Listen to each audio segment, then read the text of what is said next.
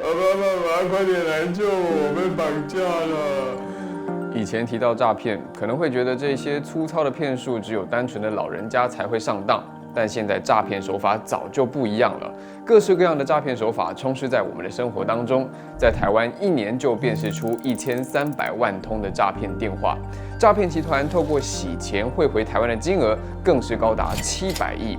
但700亿是什么概念呢？等于从全台所有民众的口袋里拿走3000块给诈骗集团。台湾是如何成为一座诈骗之岛？诈骗集团如何从传统诈骗进化，一路骗到对岸，最后遍及海外，成为全球化的诈骗集团呢？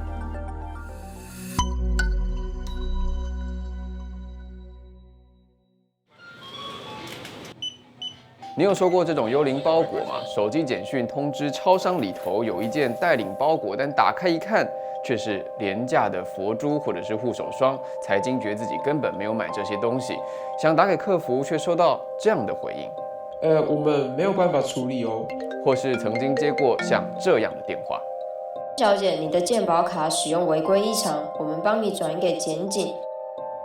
我们发现你的账户有不安全的问题，请将账户内的钱转到公家监管单位，查证无虞后会再归还。还有这种更新的诈骗手法，连在网络上面卖东西都会出事。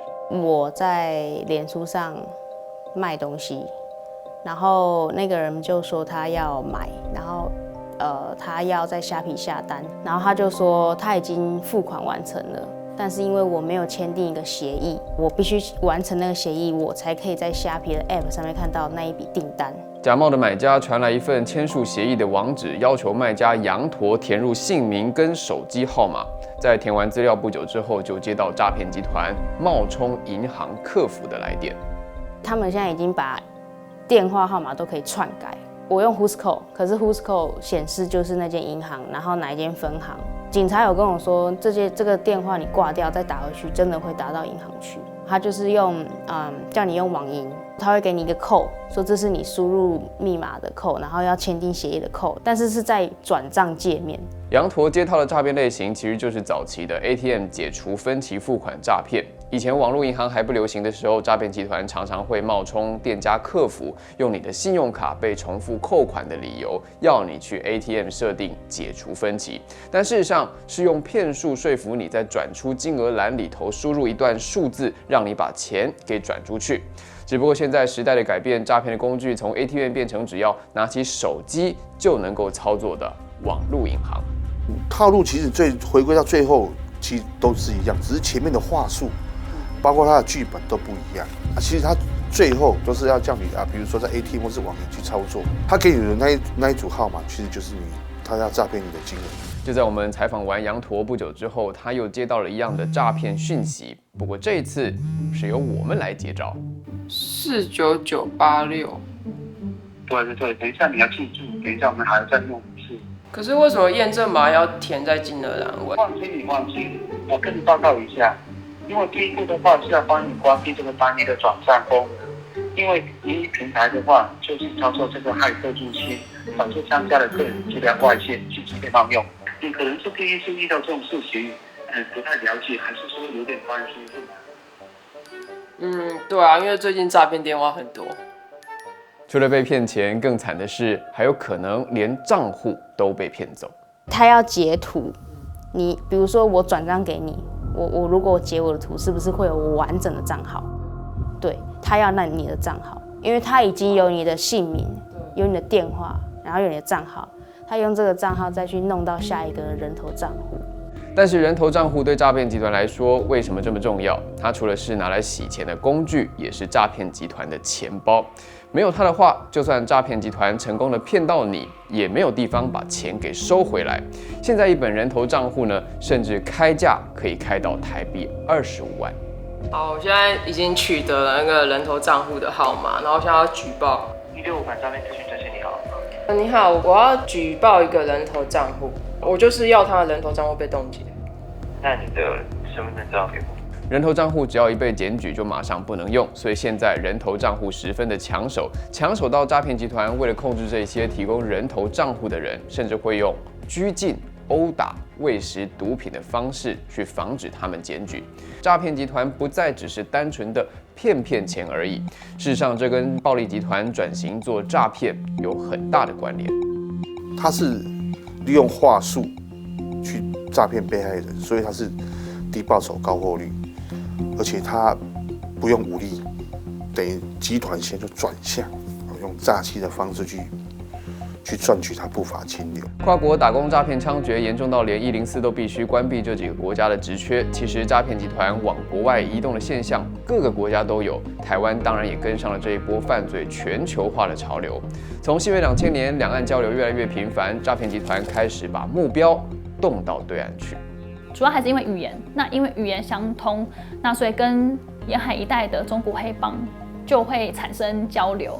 这个犯罪技术的模型，那移到中国沿海之后，那在中国的黑帮的人数是比台湾边大很多的，那他们就会开始从这个技术去做更深入的研发，然后因为他们量体很大，所以就又更快的去扩展。而当技术结合规模，自然而然就形成了产业链。随着两岸受害者逐渐变多，台湾跟中国也开始合作扫荡诈骗集团，使得诈骗集团又进行了一大波的迁徙到那一些政府功能已经失灵，甚至基层官员可以用钱来买通的国家。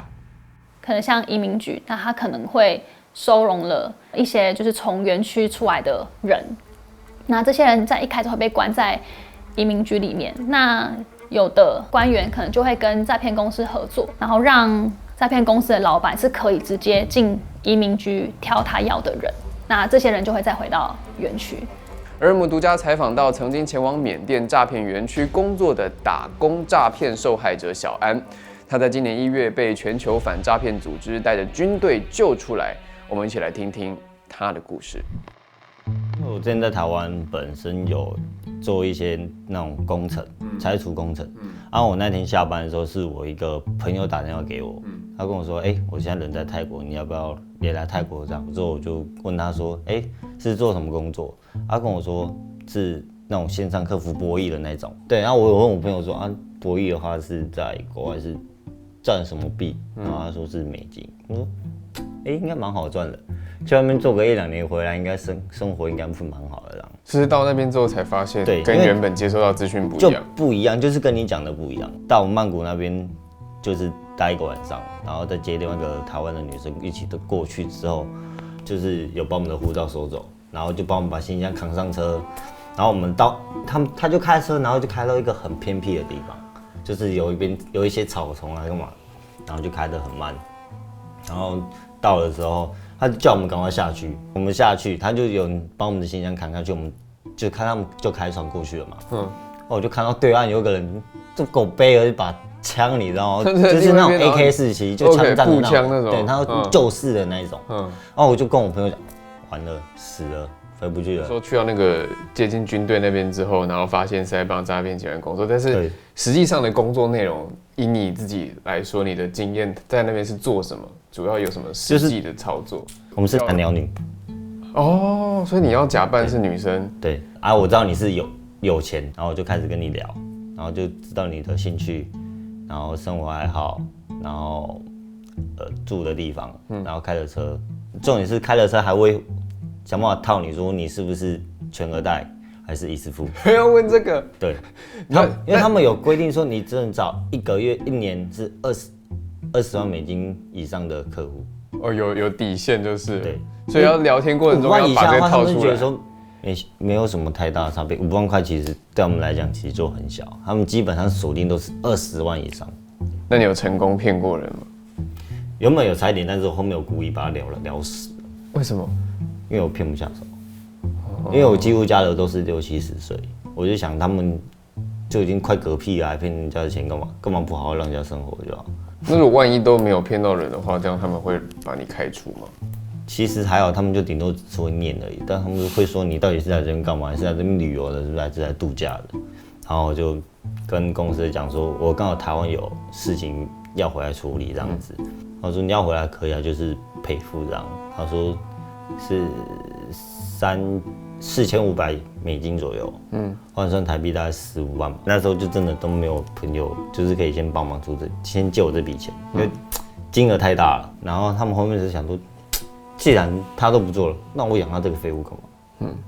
对啊，因为他们团队他们公司有个就是座右铭，就是公司不养闲人。他们那个算后勤，然后就突然间来我房间，然后就说：“你东西收一收。”就讲东西收一收，是要放我走的意思吗？我当时原本很爽哦，但是原本后面想想不对，就叫我拖着行李箱，然后往旁边走，然后才发现靠是小黑屋，专门在关禁闭的地方。对，小黑屋待了快2个月。那大概多大？4、5个人就4、5个人差不多就很挤了，可能3坪4坪左右。差不多。那有窗户吗？没有，完全没有窗户。就是它只有前后就是抽风而已，关了1个月左右。然后就是有台湾的一个女生有进来，她就用一点小事，然后就是有藏一些平板进去，然后我们就是有利用她的平板，然后去跟外界的朋友联络，去跟全球反诈骗的联络这样子。他们就是有去跟泰国那边的台商去做协调，对，协调之后军队带人，就是荷枪实弹直接进去要人这样子。就是现在还是有蛮多这种出国打工诈骗的新闻。你现在看到这些新闻的时候，你会有什么话想要跟那些正在犹豫要去的人说吗？还是不要去吧，还是不要去。像那边有很多中国人在那边，最长的有一个已经待了5、6年了，但是想回来都回不来，因为他们是没有护照嘛，然后不像我们有护照，所以我们起码死那边会有人处理，但是他们是完全没有的。因为他们直接打死，他们可能死了就直接往河里丢啊，不然就直接就地买这样子。就像小安所提到的，有些人就没这么幸运。这个人一开始过去他有一些基本的成本嘛，比如飞机、食宿，那这个钱呢，他们通常被称为赔付。就诈骗公司拿了这个人之后，他就有一个成本在。对于公司来说，他如何去打平这个成本呢？就是这个人必须在公司有业绩。这个人如果在公司没有业绩，然后发现也没有办法改善的话，那他就必须要停损。那停损的方法就是转卖给下一家公司。